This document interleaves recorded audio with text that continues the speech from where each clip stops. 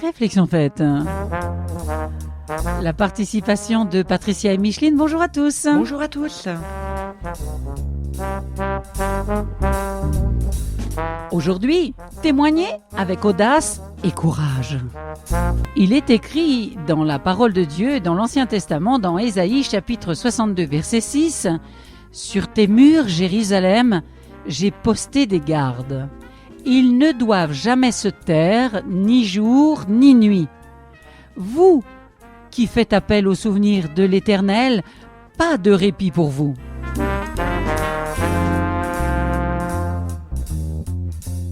On peut se poser la question aujourd'hui, pourquoi avons-nous peur de témoigner ? Peut-être craignons-nous la moquerie ou les tribulations. Mais est-ce suffisant pour nous intimider et nous empêcher de proclamer Jésus-Christ, Fils de Dieu ? Être témoin n'est pas optionnel, une chose que l'on décide de faire selon nos humeurs ou les circonstances favorables. Témoigner est un devoir à laquelle on obéit par amour, parce qu'il nous a aimés le premier. Un verset attire particulièrement mon attention. Ésaïe, chapitre 62, verset 6. « Sur tes murs, Jérusalem, j'ai posté des gardes. Ils ne doivent jamais se taire, ni jour, ni nuit.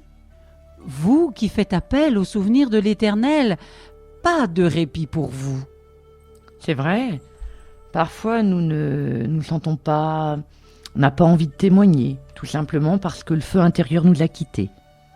On a perdu le zèle de notre amour pour celui qui nous a sauvés. Mais lorsque nous nous rapprochons de lui, nous confessons notre tiédeur, et alors là on peut expérimenter ceci. Et la Bible le rappelle dans Jérémie chapitre 20 verset 9. « Si je dis je ne ferai plus mention de lui, je ne parlerai plus en son nom, il y a dans mon cœur comme un feu brûlant retenu dans mes os. Je me fatigue à le contenir et je ne le puis. » Auditeurs, auditrices, nous vous en supplions. Ne laissez pas les péchés dans votre vie, l'incrédulité étouffer la flamme, le Saint-Esprit que Dieu a placé en vous qui êtes là et qui écoutez. Oui, témoigner, c'est le résultat de notre foi en Dieu. Et comme le dit la Bible en 2 Corinthiens chapitre 4 verset 13, « Et comme nous avons le même esprit de foi, selon ce qui est écrit, j'ai cru, c'est pourquoi j'ai parlé.